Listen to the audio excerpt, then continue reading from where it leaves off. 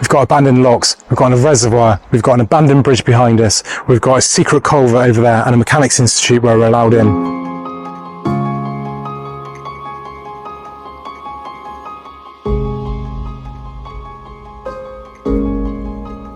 Today I'm walking away from Langley Mill, or Beggerlea, which is behind us. That's a major restoration project of the Cromford Canal as we speak, and you would have seen a video on it very recently. And this is going up towards a place called Ironville, which is just ahead of us here, and eventually off to Cromford and Cromford Wharf. First of all, we have Colwick Junction, which is just in here, behind that unfortunate Himalayan balsam. That's an invasive species over here at the moment, and it's all through this canal, unfortunately. So you can kind of make out a big triangular area. This is a basin under what the locals call Humpty Bridge, and this fed down to a basin which was down through here, and there was a railway running across the top here, and it was quite a busy area back in the day. Just over the side here there used to be a big ironworks which has long been demolished, and that's now a big nature reserve, and very pretty it is too. So here underneath the bridge, the canal would have come through here, and you can see the river running down the side. There would have been an aqueduct just across here going towards the basin. I'm going to see if we can get down there. Yeah, so this is all shut off. Look, you can see bricked off. It's probably been like that for a while. You've got the canal just on the other side here, full of water. So this was partly restored at some point, but there's been several changes to it as we go up through. And this is where the aqueduct would have been over the river. See, there is probably where the aqueduct was supported, would have run across there, so the river would have come under there and underneath this bridge, which is the access to the wharf. So this is the old basin here now. It ran quite far up towards the houses over there. This would have been full of industry down here back in the day, and this is going up onto the old railway.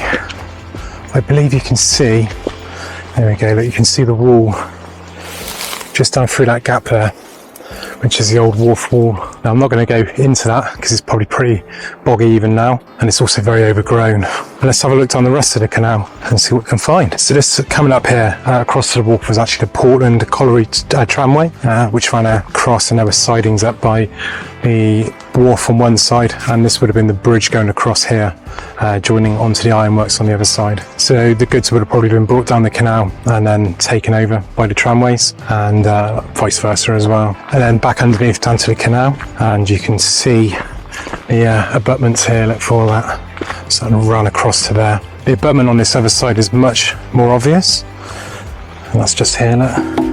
So you'd have had a steel, probably girders on each side, and the bridge in between. It's very cool to see, still in place. And this area over here would have been riddled with ironworks and lime kilns and everything all through here. And then we're into our first couple of locks. So you've got lock 7 here, which is quite a shallow lock. I don't think this has been brought up the level. Well, it definitely hasn't from that bridge back there. So I believe it was always just like a shallow lock to just level it off slightly. And up in where these trees are on the left hand side used to be a whole bunch of lime kilns and stuff, and they put some cottages up through there which were called lime kiln cottages. That's all gone now, unfortunately. Well, it's actually a massive nature reserve now, so it's done well for itself. You can see how wide these all are. So this was a wide broad canal, and the bits and pieces on the locks. So this is what held the gate in place. That's been concreted in more recently to build this waterfall down, and the gates would have sat in this section here, look, and got a paddle cut out just there. And then lock 6, which again isn't massively deep, and looks to be about sort of 6 foot. You quite often go to sort of 10, 11 foot on a lock, not really much higher than that.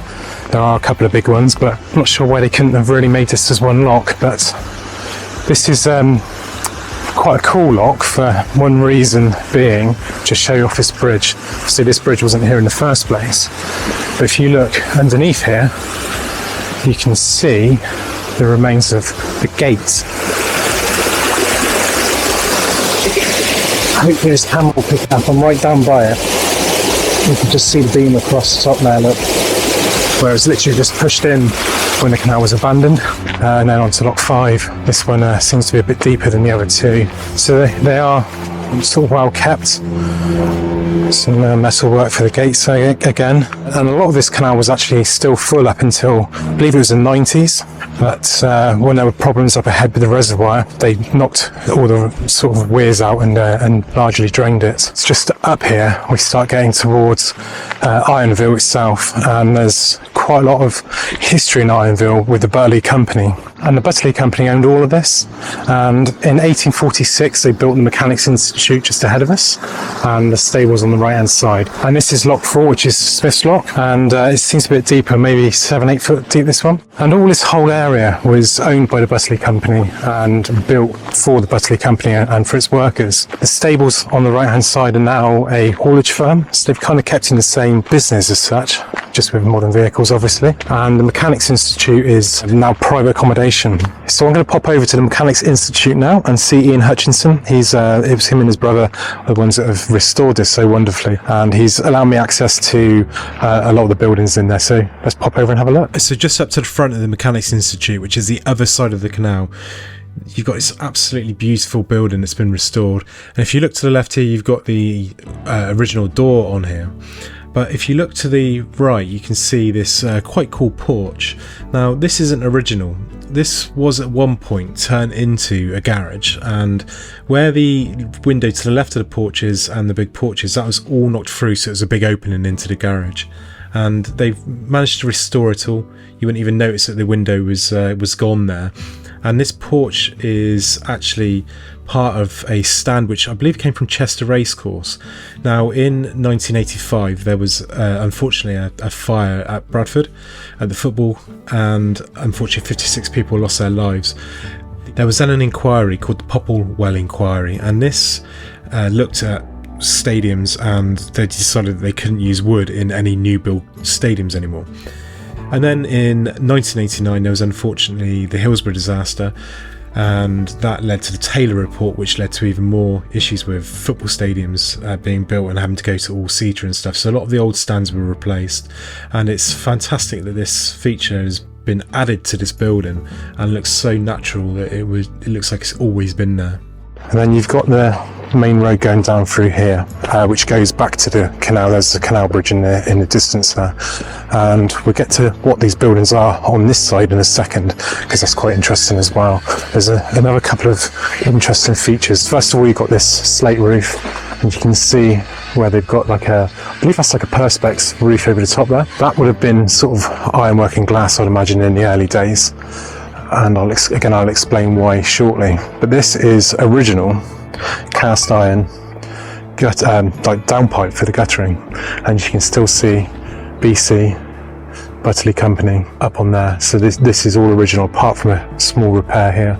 It's really cool to see that sort of still standing all these years later, and it's nearly 200 years old, that. So around to the back, the canal's just behind us. You've got the building here. Now this has been converted to free houses, and again you can see the tile on the roof on this side with the relics in there. Now this was separated into three, and when they first did it, they were digging it out and they found a load of sort of ash in the bottom, and there was loads of it. And when they dug it out, they found a tiled bottom, and what it turns out is this was the swimming baths for the works, and it's now free properties, but the pool is still underneath. So this is kind of the side of the building, and the front is just over there where we've been. That building isn't original, and if you actually look at it, there's a combination of concrete block and the old stone that was used into building it.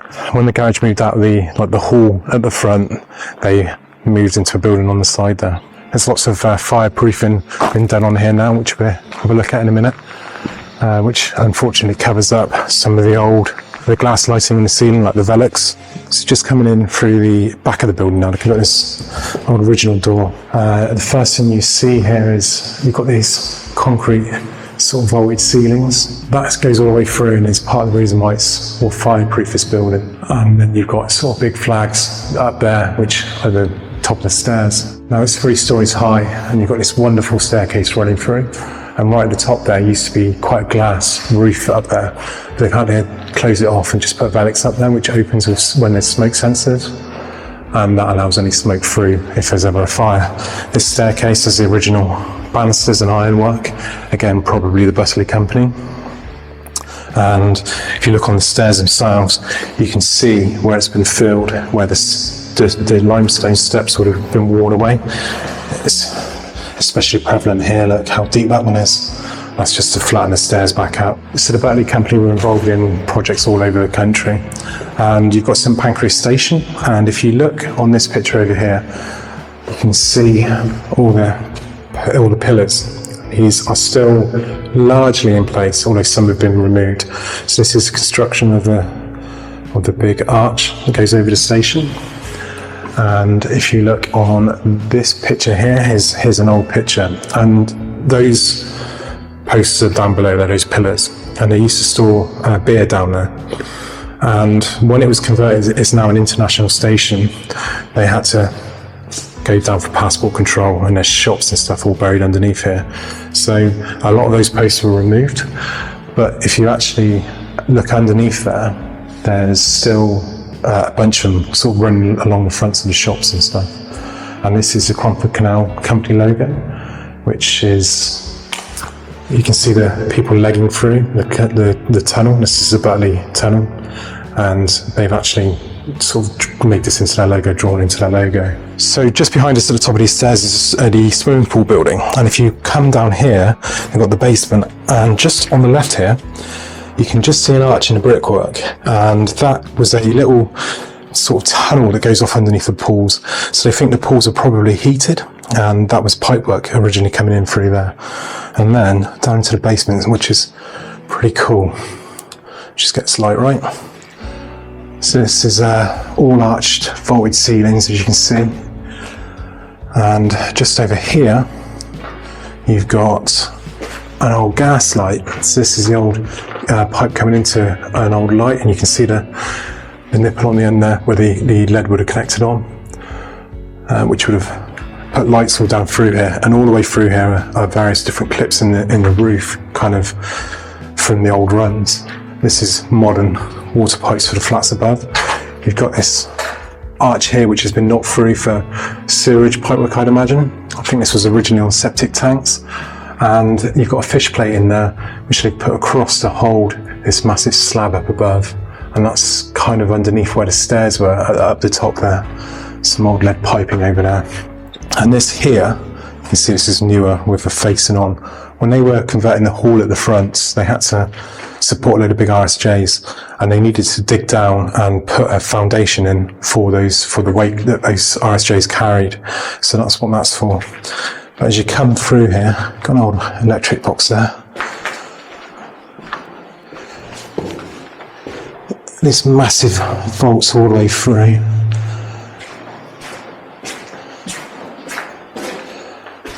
And that leads out to where the lock is, basically. They've had to put the mains through there.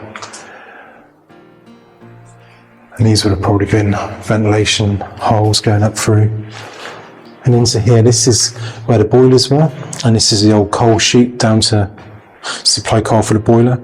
And also, if you look through here, you can see there's this channel, and this is an old drainage channel for the basement, and it runs out there somewhere. You can see there's water in there now. That was an old access door in through there, which has been bricked up. Down further, you've got an old, this would have just been a window in there, I guess, and that goes up to the car park and is all sealed up so people can't get through, just for ventilation. And this old staircase used to go up here and go into underneath the stairs there. You can actually see the bottom of those stairs up through here, look, starting to come up just to the side in the room next door. So back down on the canal, you've got Bridge 13 here, and this leads up into Pottery Lock, and this is named for the fact that there's a pottery workshop on the end. There used to be a bunch of cottages on the left here that used to run that way. They unfortunately were condemned and demolished after somebody pulled some bricks out to sell and clapped all the chimney breasts in there. Just over on this wall though, this is made from all the leftover material from sort of the ironworks and stuff, slag, or there's other names for it as well. And if you look into this closely, just try and find some, I know there's some up here, you've got this green glass, and this is again all bits and pieces from the old processes, the industrial processes. There's probably somebody on here, geologists or somebody can tell you a bit more about that. It's quite cool to see. And this town was built with leftovers from it. There was a doctor's surgery built entirely of it. But the whole town was built by the Butterley company as a model village for the works. So the WRG groups came in here and they redone a lot of this towpath, and when they were digging this up they found all sorts of pots and bottles and all sorts, some of them still intact, and they came from the Codnor Park pottery building there, and that used to obviously open up on that wall there. You can see the doorway where the brickwork is, so that would have been a wharf straight out onto the canal for loading the goods and taking them on, and that was there from 1820 to 1861. And then we're on to these bridges, and I believe the first bridge is bridge 10 and then this is bridge 8. That's how I've got it listed on my maps, which is quite confusing because that's bridge 13 down there, so we're missing some bridges, and quite a lot of them in a very short space of time. But being the ironworks all around here, you can see on here you've got the iron plate over to protect the brickwork from the ropes when they used to haul the barges by horse, and you've got the same on this end, which is very worn. Look at those.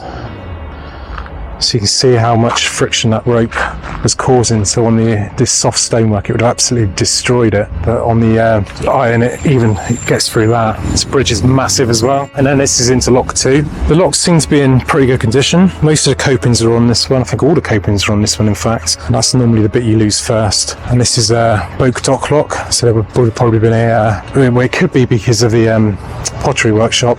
There may have been a dry dock up here as well. Often you put a dry dock in the top, that would be the place.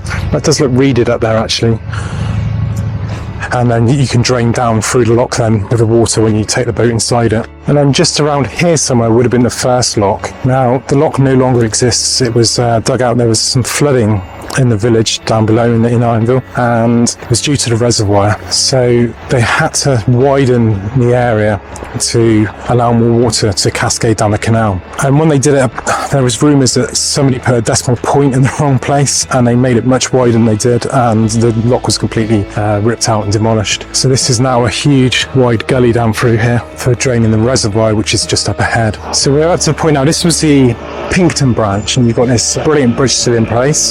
So this would have been a junction in here. Obviously it's much wider now than it originally would have been, and that would have fed off then down into the Pinxton arm of the Cromford Canal. Now this was all still broad canal, and from this point onwards it was all narrow, and the reason being when the Butterley Tunnel was built, and to save costs, it's a 3,083 yard tunnel. It's absolutely huge. They made it a narrow tunnel rather than a wide one.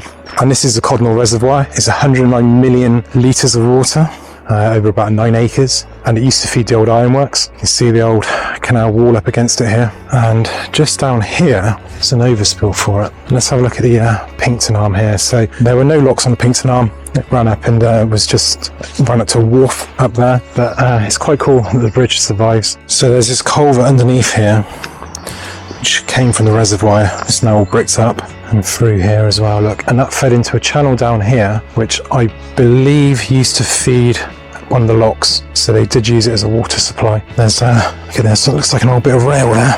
There's just looks like an old bit of railway track, and there's also looks like an overflow down through here. There is a little opening there. I'm going to see if I can stick my camera in to see if it sees anything through there. Again, you've got some old, looks like railway track here is a little bridge. I'm going to hit cobwebs through here. I don't know what you can see on that. Low lights on this is pretty good. So I'm going to cover the Butterley Tunnel on another video. I've got some plans for that tunnel which I'm hoping someone is going to allow me access to. Whether that will happen, I don't know. But there's also other areas where I might be able to explore around there. So keep an eye out for that. That is in the future though. But from an absolutely beautiful reservoir and an abandoned canal, have a great day.